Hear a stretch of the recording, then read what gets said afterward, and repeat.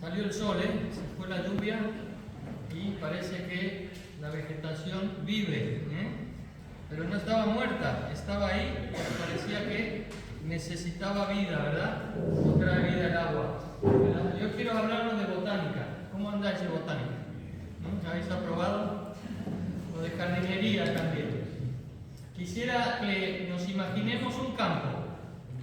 Imaginaros un campo muy árido, lleno de piedras, sin vegetación, solo cardos y espinos, y con paredes que van separando ese campo grande. Si queréis cerrar los ojos, los cerráis. Os ponéis las gafas virtuales, esas de 3 dimensiones, y lo imagináis. Pero no es una realidad virtual, es una realidad espiritual, lo que dice Pablo aquí en este capítulo 4 de Efesios. Pablo ha pasado del ecuador de la carta y de decir las verdades de lo que Dios ha hecho en nuestras vidas en Cristo Jesús y a través de su obra redentora, a aplicar esa verdad, dijimos. Y una de las verdades que Pablo está hablando es acerca de la iglesia, ese misterio que dice Pablo me ha sido revelado, ¿os acordáis? De que Dios ha hecho una nueva entidad espiritual que es la iglesia cuya cabeza es Cristo, y que son parte todos aquellos que confiesan que creen en Jesús como su único y suficiente Salvador personal. Es notable el contraste que hace Pablo aquí de los versículos 6, que es donde habíamos acabado la última vez, y el versículo 7. Y cuando hemos imaginado este campo muy árido, ahora os pido que os imaginéis que el mismo campo, sin paredes, sin piedras, sin espinos, sin cardo y lleno de flores. Imaginaros ese mismo campo ahora lleno de flores, pero diferentes flores. No hay una igual a la otra, y todas llenas de color, y todas expresando y levantando una fragancia hacia los cielos, hacia el aire, que es diferente la una de las otras, pero que todas cumplen una función. ¿Os imagináis ese campo? Hemos visto imágenes de esos campos en Holanda llenos de tulipanes, ¿verdad? O en otros lugares, pero ahora no son iguales, son diferentes, no son solo tulipanes. Hay claveles, hay rosas, no hay espinos, solo flores. Imaginemos ese campo. Y Pablo nos está hablando precisamente de esto. Ha pasado de hablar de la unidad de la iglesia para hablarnos ahora de la diversidad de la iglesia. Una unidad que precisamente tiene su atractivo por su diversidad. Y esto es lo que Pablo nos explica aquí. Y fijaros el contraste del 6 al 7. Está hablando en los primeros versículos. Dijimos 7 veces nombra la palabra uno, porque está hablando de unidad. Pero ahora pasa del 1 al 7, ¿qué dice? Dice, pero a cada uno de nosotros fue dada la gracia conforme a la medida del don de Cristo. Dios el Padre de todos, decía en el versículo 6, que está sobre todos y por todos y en todos, pero ahora dice a cada uno. Pasa del todos nosotros al cada uno de nosotros, dice Pablo aquí, nos fue dada la gracia. Así que Pablo está cambiando aquí su mirada acerca de la unidad. Y pasa de ese plural que nos abarca a todos, donde todos tenemos un Padre, un Señor y un Espíritu, y sigue nombrando otros para hablarnos de que a cada uno de nosotros. Y Pablo está pasando aquí de lo que es la unidad a la diversidad. Dios nos ha mostrado que somos uno en Cristo, porque tenemos un Dios, un Padre, una familia, pero a cada uno de nosotros, dentro de esa unidad, nos es dada la gracia de Dios. ¿Y qué quiere decir Pablo aquí? Lo vamos a ir descifrando y vamos a ver si podemos llegar hasta el final, hasta el capítulo, al versículo 16. Precisamente lo que Pablo quiere mostrarnos aquí, que la unidad de la iglesia es atractiva precisamente por su diversidad. Cuando hablamos de la iglesia no nos tenemos que pensar en términos de uniformidad. Dios no ha creado clones, Dios no ha creado individuos en una fábrica celestial que sean exactamente iguales los unos a los otros. Y Dios respeta nuestra individualidad, pero lo que quiere hacer es limpiar limpiar nuestra vida, es limpiarla de todo aquello que estorba a nuestra relación con Él. Como ese campo que estaba lleno de piedras, como ese campo que estaba lleno de paredes, pero ahora está lleno de flores y cada una de las flores son diferentes. Dios mira a la iglesia así, como un campo lleno de flores, una diferente a la otra, y cada uno de nosotros somos esas flores, que elevamos nuestra fragancia a Dios por nuestra vida reconciliada con Dios a través de la sangre de Jesucristo. La gran intriga del mundo, de sociólogos, de políticos y de todo lo que significa el mundo, es saber cómo puede ser que esto sea posible, que personas de diferente etnia, de diferentes razas, de diferentes lugares, de diferentes culturas, de diferentes edades, de diferentes planes, de diferentes objetivos, de diferentes caracteres, puedan convivir en un ambiente de unidad y de paz. Ese es el atractivo de la iglesia. No es la uniformidad, sino la diversidad. Por eso el Señor dice en Juan 17, que hemos leído también, del 20 al 23, en esta oración que hace al Padre antes de ir a la cruz, que aquí no solo está pidiendo por los que han creído en Él, que son aquellos que le siguen en ese momento, sino los que le van a creer en el futuro, es decir, tú y yo. Aquellos que van a formar parte de esa entidad nueva que Dios va a crear en Jesucristo, que se llamará Iglesia. Y que por revelación de Dios Padre a Pedro le dice: tú eres el Cristo, el Hijo del Dios viviente. Y el Señor le dice: esto te lo ha revelado no tus estudios, no lo que hayas aprendido en este mundo, sino mi Padre que está en los cielos. Y por eso eres bendito. Bendito eres, Simón, hijo de Jonás. Y dice: ¿y yo? ¿Qué dice más? El Señor, ante la declaración de Pedro, hace una declaración él. Y dice: yo edificaré mi iglesia y las puertas del Hades no prevalecerán contra ella. Nadie la podrá destruir, ni aun el mismo infierno. Está diciendo Jesús. Jesús y el Padre y el Espíritu Santo ya tenían planeado formar la iglesia antes de que viniera el Espíritu Santo en Pentecostés.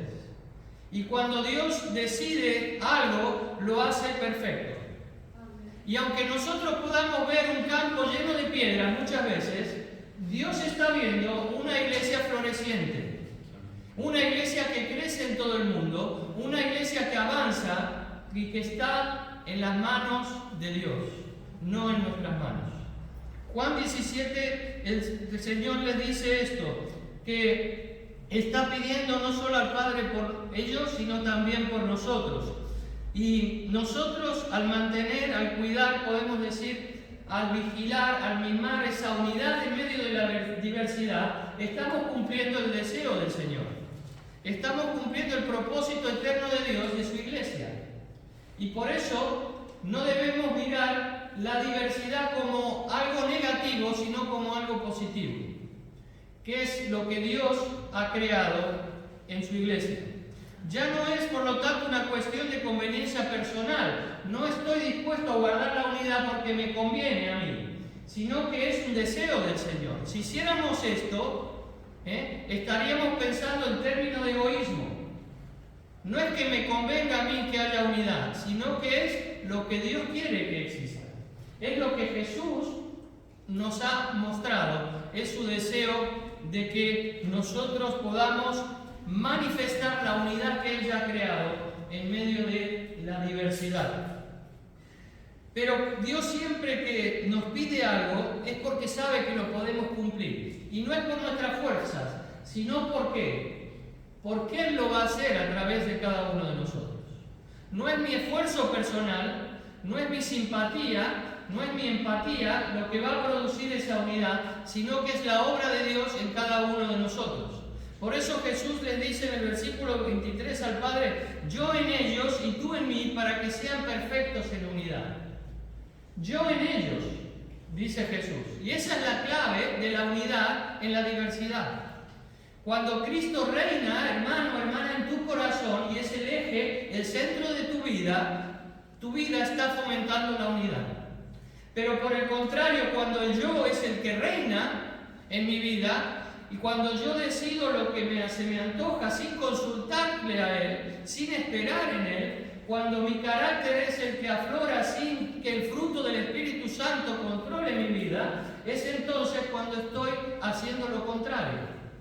Por eso dice el Señor, yo en ellos y tu Padre en mí, para que sean perfectos. Y cuando habla de perfectos, no habla sin errores, sino habla de completos, para que no le falte nada a esta unidad, para que esté completa, para que esté absolutamente equipada y no haya nada que podamos echar de menos. Por el contrario, si hacemos que nuestro orgullo sea el dueño de nuestro carácter y de todas nuestras decisiones, seremos instrumentos para la desunión y no para la unidad. La unidad en la diversidad depende del ejercicio de nuestros dones espirituales. Y esto es lo que Pablo nos quiere recalcar aquí. Y vamos a ver lo que dice más adelante. Dice, por lo cual el versículo 8, subiendo a lo alto llevó cautiva la cautividad y dio dones a los hombres. Y eso de que subió, ¿qué? Sino que también había descendido primero a las partes más bajas de la tierra. El que descendió es el mismo que también subió por encima de todos los cielos para llenarlo todo. Cuando hablamos de diversidad, no hablamos solo de diversidad de raza, de edad o de cultura. Lo que Pablo está hablando aquí es de diversidad espiritual, de dones espirituales diferentes en cada uno de sus hijos, de dones espirituales que Dios ha repartido y que Cristo ha hecho posible que se pudieran repartir y que son aplicados por la obra del Espíritu Santo en cada una de nuestras vidas.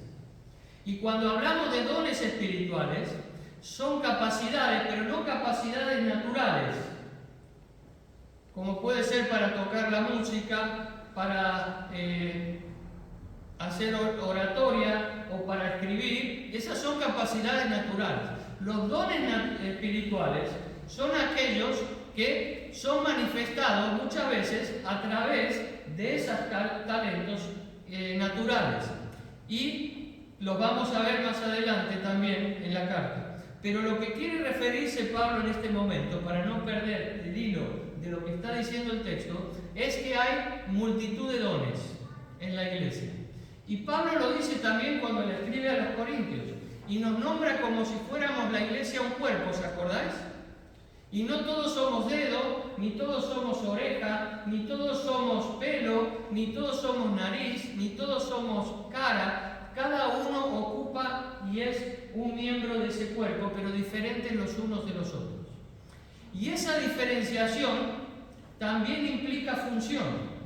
El dedo no puede hacer lo que hace la nariz, y la nariz no puede hacer lo que hace el dedo, para que entendamos. Cada una de las flores son diferentes, pero cada una manifiesta una fragancia diferente, que es la que Dios le ha dado que pueda expresar. Y ese es el don espiritual. Espiritualmente estamos expresando cada uno a Dios lo que Dios nos ha dado a cada uno, a través de una misma adoración, pero diferente la tuya de la mía, porque mi vida es diferente a la tuya, y porque Dios me ha dado una manera de vivirle a Él diferente a la tuya, según las circunstancias en que yo estoy viviendo. Cuando Pablo está diciendo aquí en el versículo 7 que a cada uno de nosotros nos fue dada la gracia conforme a la medida del don de Cristo, él utiliza la palabra gracia. Y cuando vamos al original, vemos en el griego que la palabra gracia es charis o caris, donde viene carismático, ¿verdad? Y ese origen de esta palabra, que es gracia, caris, es la que Pablo está usando aquí. Pero hay una gracia, como sabemos, que es la gracia salvadora. A todos nos fue dada esa gracia para, a través de la fe, poder creer en Jesús y ser lavados nuestros pecados por su sangre. Pablo lo dice en el capítulo 2, cuando dice, por gracia sois salvos por medio de la fe, y esto no es un don de vosotros, sino que es un don de Dios. Es un don. Es una gracia, es un regalo, es un don inmerecido, sí, pero que hemos recibido para ser salvos. La salvación no la produce el hombre, sino que es Dios quien la produce en el ser humano, por gracia, es decir, por esa caris que Él nos da. Pero también hay una gracia que es la gracia de servicio. Una vez que ya hemos sido o hemos obtenido esa gracia salvadora, Dios quiere equiparnos para un servicio y también nos da dones. No un don de la fe para ser salvo, sino dones espirituales para funcionar cada uno dentro del cuerpo. Y esa es la carismata. Carismata es dones, por eso se llaman dones carismáticos muchas veces, erróneamente, porque todos son carismáticos, no solo algunos. Todo don es una carismata. Y por lo tanto, Pablo está diciendo aquí, fijaros lo que dice el versículo 7 de nuevo: pero a cada uno de nosotros fue dada la gracia conforme a la medida del don de Cristo. Todos tenemos esa carismata. Cada uno tenemos una carismata. Nos hemos sido equipados, ¿para qué? Para que una vez, habiendo sido ya bautizados dentro del cuerpo de Cristo, que es su iglesia, podamos funcionar dentro del cuerpo. Sin esa carismata, sin ese don o esos dones, no podemos funcionar espiritualmente del cuerpo. Es decir, cumplir el propósito por el cual hemos sido introducidos dentro del cuerpo. Imaginaros si la nariz intentara agarrar las cosas. Sería imposible. O si el dedo intentara respirar. Es imposible, ¿verdad? A cada uno, dentro de esa diversidad, se nos ha dado una función que son esos dones. Por lo tanto, la unidad de la iglesia se debe a la gracia, a la caris, que es la gracia salvadora de Dios, donde Dios nos pone a todos dentro de ese campo, de ese cuerpo, pero también se debe a lo que cada flor tiene. Es decir, lo que cada miembro tiene y produce dentro del cuerpo. Si hay un miembro que no produce lo que es esa carismata para la cual, y es el propósito de Dios, ha sido puesto en ese campo, en ese cuerpo, está siendo negligente con la función que Dios le ha atribuido. Y esto es lo que Pablo está diciendo aquí. La diversidad de la iglesia se debe a los dones, a la carismata que Dios nos ha dado a cada uno de nosotros. Y la unidad de la iglesia se debe a esa caris, a esa gracia salvadora que Dios nos ha otorgado inmerecidamente. Pero cuando vamos en el texto más adelante, dice: el que descendió es el mismo que también subió por encima de todos los cielos para llenarlo todo. Y él mismo constituyó, y luego sigue adelante. Pero fijaros qué dice aquí, que el dador de los dones espirituales es Cristo mismo. ¿Y por qué lo pudo hacer? Por su obra en la cruz del Calvario. Cuando Pablo dice que descendió y ascendió, no está hablando tanto en términos espaciales, de distancia física, sino en términos de humillación y de exaltación. Pablo está diciendo aquí: Jesús descendió se humilló hasta lo sumo, como dice en Filipenses, y se hizo siervo después de hacerse hombre. Y no solo se contentó con hacerse siervo, sino que siendo siervo fue a la muerte, y muerte no será cualquier muerte, sino la muerte de cruz. Más abajo no se puede ir, está diciendo Pablo. No puede ir un hombre más abajo que esto, era la muerte más infame que existía. Pero sin embargo Cristo, teniéndolo todo, descendió hasta lo más bajo. ¿Para qué? Para que una vez muerto y venciendo a la muerte, resucitara y Dios le ascendiera a lo más alto, de lo más bajo a lo más alto, y Dios le puso a su lado, a su diestra, sentado en el trono celestial. Y dice la palabra, y Pablo mismo en Filipenses, que a ese Jesús que está sentado en el trono, en lo más alto, toda lengua le confesará, y toda rodilla se doblará ante él, y confesará que Jesucristo es el Señor, es decir, la máxima autoridad universal, por los siglos de los siglos. Amén.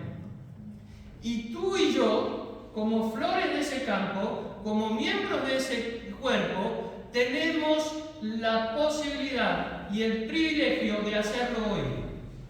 ¡Qué maravilla! Si eres una flor que está dando esa fragancia con tu vida, estás doblando tus rodillas y diciéndole al Señor: tú eres mi máxima autoridad. ¿Es así en tu vida? ¿O estás tomando tu propio camino? ¿O estás tomando tus propias decisiones? ¿O estás siempre haciendo lo que quieres y luego pensando y volviendo al Señor arrepentido? Lo que Dios quiere es que ver una iglesia que florece espiritualmente. Y florecer espiritualmente es caminar de la mano del Señor. Y por eso, cuando está hablando de la humillación y la exaltación de Cristo, por esta razón, porque Él murió en la cruz, Él puede hacernos parte de su cuerpo. Y si hoy aún no eres parte del cuerpo de Cristo, que es su iglesia, no de esta, sino de la iglesia universal de Cristo, estamos hablando a través de los siglos y en todo el mundo. Es decir, si aún no has entregado tu vida a Jesús reconociendo que Él murió por ti en la cruz, que lo que Él hizo siendo Dios, de humillarse hasta lo más bajo para vencer al pecado y librarte de la separación eterna que existía de tu vida con Dios, hoy es el día de poder hacerlo. Puedes ir a Jesús y decirle: Señor, yo quiero entregar mi vida a ti. Yo reconozco que lo que tú hiciste fue por mí. No lo merezco, pero lo acepto. Quizás no lo entiendo del todo, pero lo creo. Y hoy quiero que tú seas no solo mi Salvador, sino el dueño, el Señor de mi vida. Si haces esta oración sincera, con tus palabras, no hay fórmulas, Dios escucha al que busca y abre la puerta. Y hoy es el día para poderlo hacer. Y si ya lo hemos hecho y somos parte del cuerpo de Cristo, de su iglesia, debemos manifestar lo que es el propósito de Dios a través de nuestra vida para su iglesia, diciéndole: Señor, yo quiero empezar a florecer para ti. Quiero dar esa fragancia que es para la cual tú me has creado, alrededor de los que estén a mi lado, pero yo quiero seguir y quiero que tú sigas perfeccionando eso en mi vida. Por eso, cuando como consecuencia de que Jesús descendió y ascendió, dice el versículo, conforme a la medida del don de Cristo, dice el versículo 10: el que descendió es el mismo que también subió por encima de todos los cielos para llenarlo todo. Ese campo que habíamos visto al principio, que estaba lleno de piedras y de paredes, de espinos y de cardos, Jesús fue el que lo transformó en un campo de flores, por lo que Él hizo en la cruz por nosotros. Quitó toda pared que separaba a los hombres, dice Pablo en los primeros capítulos. Quitó esas paredes de división que existían. Y es el verdadero príncipe de la paz, que hizo la paz y derribó todo muro. Y donde era una tierra árida, hizo florecer vidas nuevas. Es la iglesia de Jesús, que está extendida por toda la faz de esta tierra, desde que el Espíritu Santo llegó en Pentecostés y hasta que Cristo vuelva a recogerla como una esposa sin mancha y sin contaminación. Esa es la meta que Dios tiene. Y muchas veces bajamos la mirada y volvemos a mirar las piedras y las paredes y los terrenos áridos en nuestras vidas, pero Dios quiere que tengamos la mirada que Él tiene. Por eso te hablaba de esas gafas espirituales, que nos ayudan a ver esa realidad espiritual de lo que es lo que Cristo ha hecho y sigue haciendo por cada uno de nosotros. Como consecuencia de eso que Cristo hizo, Él derramó sobre la iglesia que dirige al Espíritu Santo, para que more no solamente en cada uno de los miembros, sino en ella. Y derramó también los dones espirituales para edificar a la iglesia, para que la iglesia tenga vida y para que pueda crecer y madurar hasta su venida. Por eso, cuando vemos aquí en el versículo 11, dice: y Él mismo constituyó, ¿qué constituyó? A unos apóstoles, a otros profetas, a otros evangelistas y a otros pastores y maestros. Y fijaros el versículo 12, que es la clave de este párrafo. ¿A fin de qué? Es decir, con un propósito, ¿verdad? A fin de perfeccionar a los santos para la obra del ministerio, para la edificación ¿de qué? Del cuerpo de Cristo, hasta que todos lleguemos a la unidad de la fe y del conocimiento del Hijo de Dios, a un varón perfecto, a la medida de la estatura de la plenitud de Cristo. Este es el propósito eterno de Dios. Cuando Cristo dice que ascendió a los cielos y lo llenó todo, dice que Él pudo constituir a unos apóstoles y profetas, que son los ministerios de cimentación. Son los servicios, los dones que Él dio para el fundamento de la iglesia. Sobre esa base de los apóstoles y profetas, la iglesia crece, se edifica, avanza. Pero esa es la base fundacional. Esos fueron los dones que Él dio a los apóstoles y a los profetas para que extendieran la base doctrinal de la iglesia, la enseñanza de la iglesia. Sobre esa base crecemos nosotros y la tenemos registrada aquí, en el Nuevo y en el Antiguo Testamento. El Nuevo es el que confirma lo del Antiguo y nos da las bases para crecer espiritualmente, tanto en lo individual como cuerpo también. Y también dice que constituyó ¿qué? Evangelistas, ¿qué más? Pastores y maestros. Podemos decir que son los ministerios de ¿qué? De crecimiento. El evangelista es aquel que va sembrando delante la semilla para que el campo florezca y haya más flores. Pero los pastores y maestros son aquellos que ¿qué? Que riegan el campo y que permiten que las flores ¿qué? Crezcan. Y cuando vemos todo esto, vemos la obra de Dios en su iglesia. Y vemos ese campo floreciente por la obra no solo de Dios, sino de hombres. ¿Cómo puede ser? Hombres a los que Dios capacitó. ¿Para qué? Para que cumplieran el propósito en su iglesia. Unos para echar los cimientos, otros para producir, o no producir mejor, para favorecer el crecimiento que Dios da. Evangelistas que siembran, pastores y maestros que riegan, que alimentan para que pueda crecer la iglesia. Esto es lo que Dios está diciendo, pero no eran unos iguales a otros. Pablo no era igual a Pedro. Y los dos dieron fundamento a la iglesia. Ninguno tenía la misma educación que el otro. No provenían de la misma familia. Incluso habían nacido en lugares diferentes.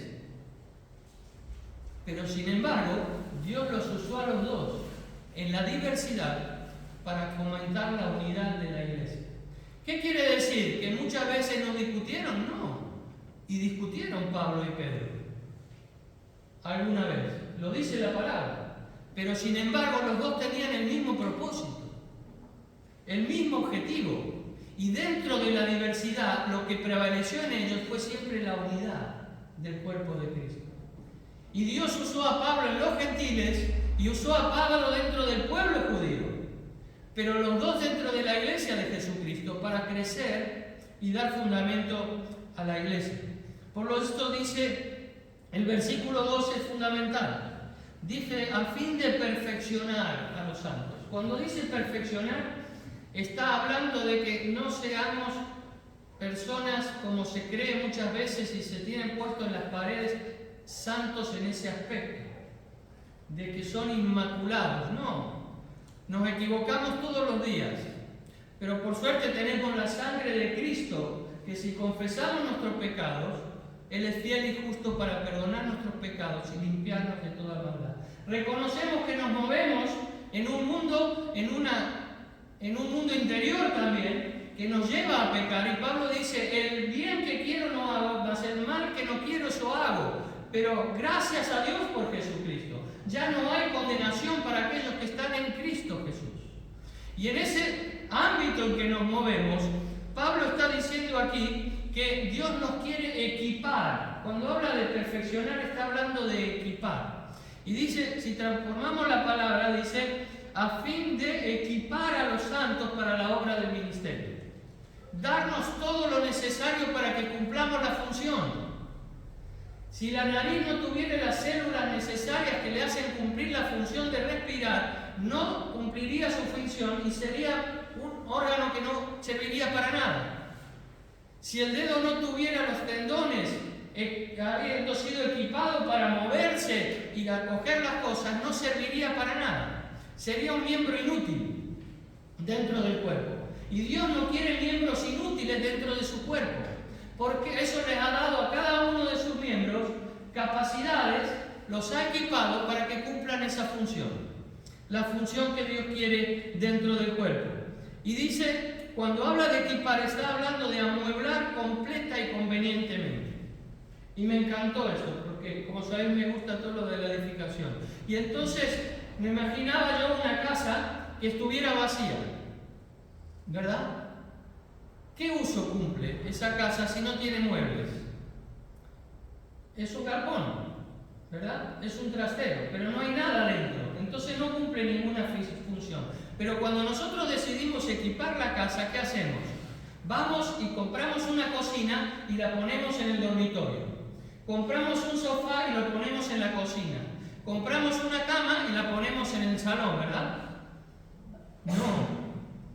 A cada lugar lo equipamos para que cumpla su función. Y compramos la cocina y la ponemos en la cocina, y el sofá en el salón y la cama en el dormitorio.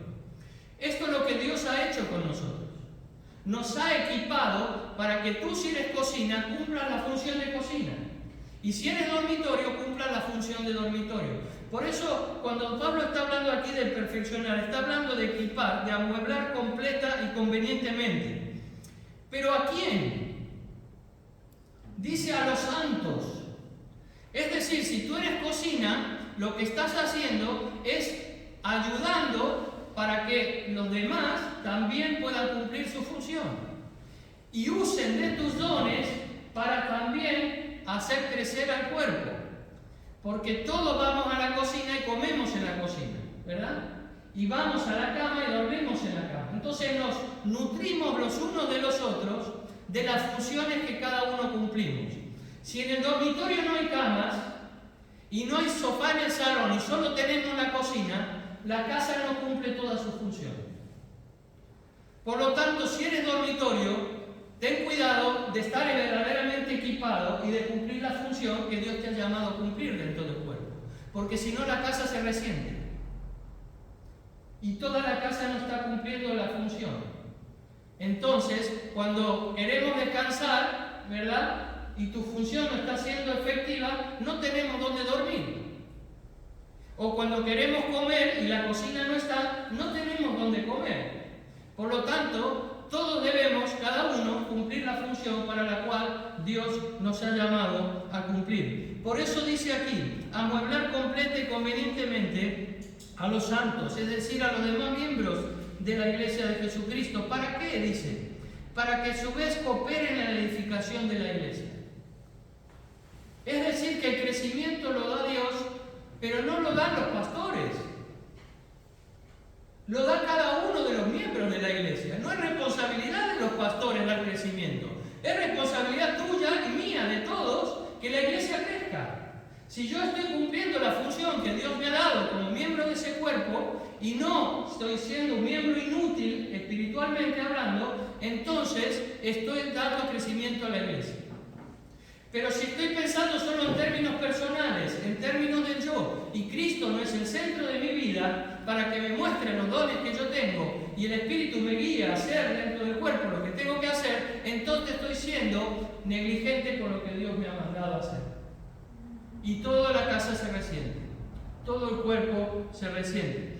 Y dice, ¿cómo hacerlo esto? ¿Cómo lo hace el cuerpo? Dice, mediante el ejercicio de sus respectivos dones.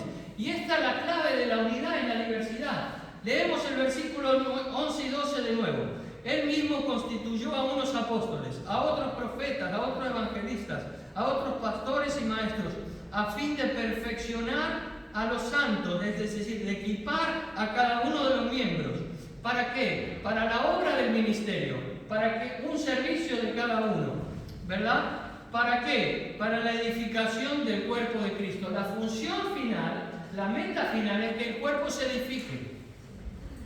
Por eso, bendita la diversidad. Somos diversamente unidos en Cristo para darle el propósito que Él quiere. Y esto es lo que dice el versículo 16 al final. Lo leemos juntos.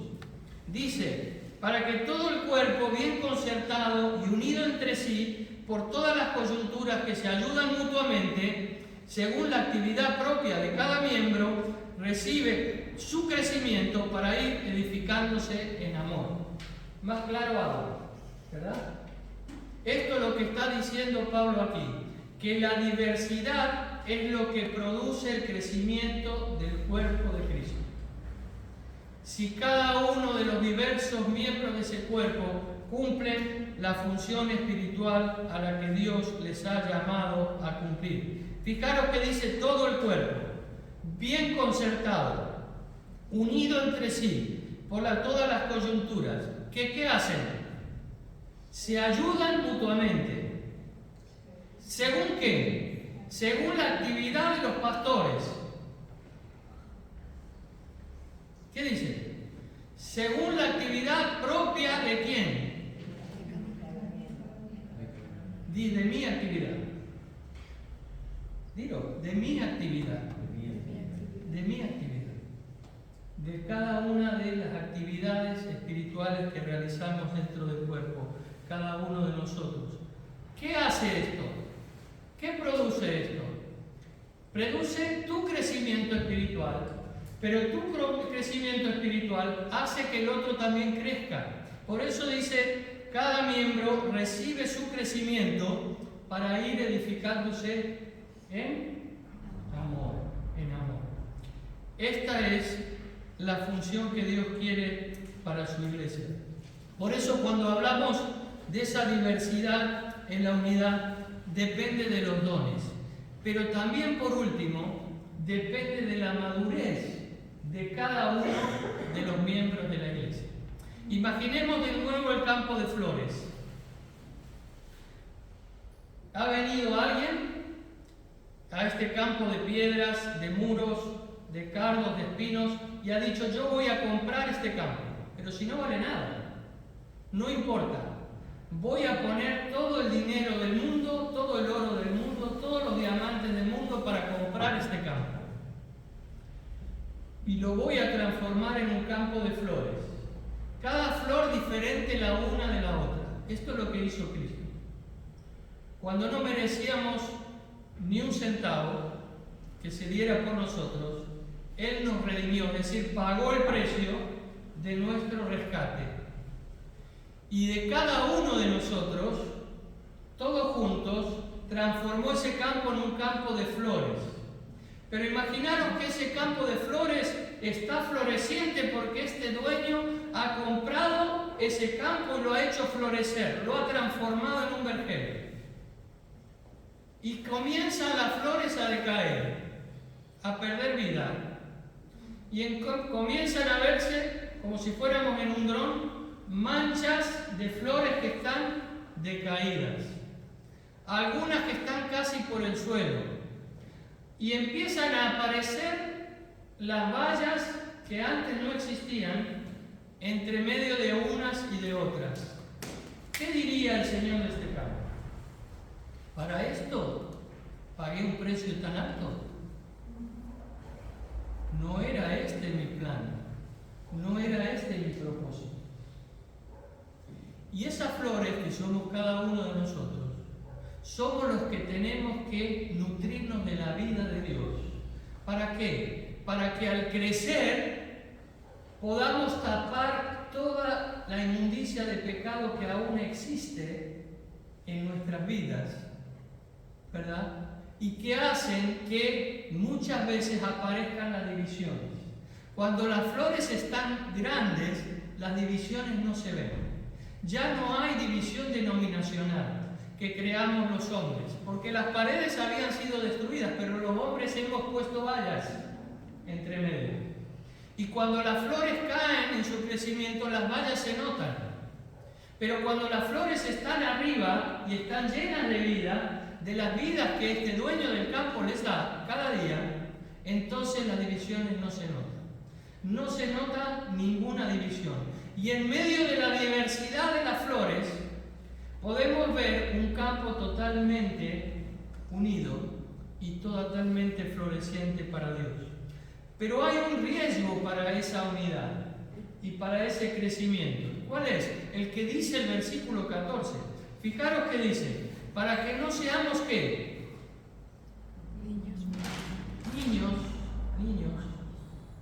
Niños espirituales. Debemos ser como los niños. Jesús dice que no se hiciere como niño, no verá el reino de Dios. Pero según qué cosas. Debemos ser como los niños que creen y obedecen a sus papás. ¿Verdad? Todo lo que le dice el papá cuando son pequeños o la mamá, lo obedecen y lo creen. Después cuando son grandes empiezan a dudar. Pero cuando son pequeños y son niños, lo creen. Y en eso sí, debemos ser iguales. Pero no debemos ser iguales que los niños en su debilidad y su fragilidad. ¿El niño qué hace? El niño obedece al papá y ¿qué hace? Se alimenta, estudia, se educa, hace ejercicio, se ejercita, ¿verdad? Socializa, ¿para qué? Y el papá y la mamá le enseñan y le hacen que haga todas estas cosas. ¿Para qué? Para que crezca. ¿Para que crezca cómo? Para que crezca fuerte, para que crezca bien, para que crezca con conocimiento, para que crezca relacionándose bien con los demás. Y muchas veces espiritualmente nosotros no obedecemos a nuestro papá. No queremos estudiar, no nos queremos alimentar, no queremos ejercitar nuestros dones y no queremos socializar. Y queremos crecer. Difícil. La responsabilidad es nuestra, no es de Dios.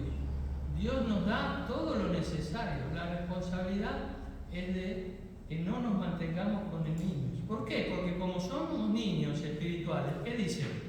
Cualquier hombre viene y nos lleva para cualquier lado y nos hace instrumentos de división. ¿Verdad? Fijaros qué dice.